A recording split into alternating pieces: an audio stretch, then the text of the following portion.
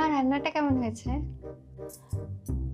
ওই হয়েছে গো, যে খুব একেবারে ভালো তা না, যে একটু শক্ত আছে, আর মশলাটা আর একটু কষালে যেন ভালো হতো, এই আর কি।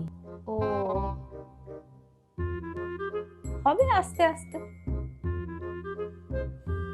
A few moments later. এটা কি গো, দুটো আলাদা আলাদা বাটিতে এরকম বাঁধাকপি?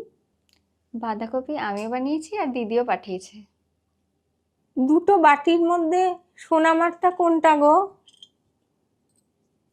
ওই ডান দিকেরটা দিদির আর বাম দিকেরটা আমার।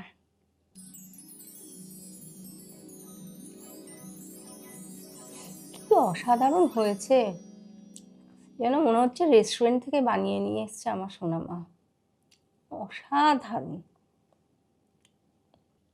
ও, এটা তুমি বানিয়েছো? দেখি খেয়ে। এরকম কাঁচা কাঁচা শক্ত, যেন মনে হয় ফুটপাত থেকে কিনে নিয়ে এসছো। কি অখাদ্য। ই মা, যা যা।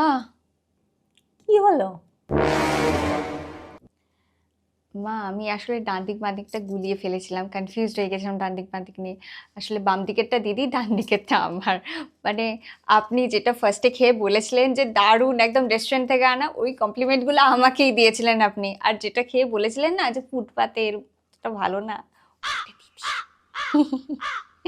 বুঝতে পারছেন তাহলে, যাকে আপনি মাস্টার শেফ ভাবছিলেন সে বেরোলো। হায় হায় হায়।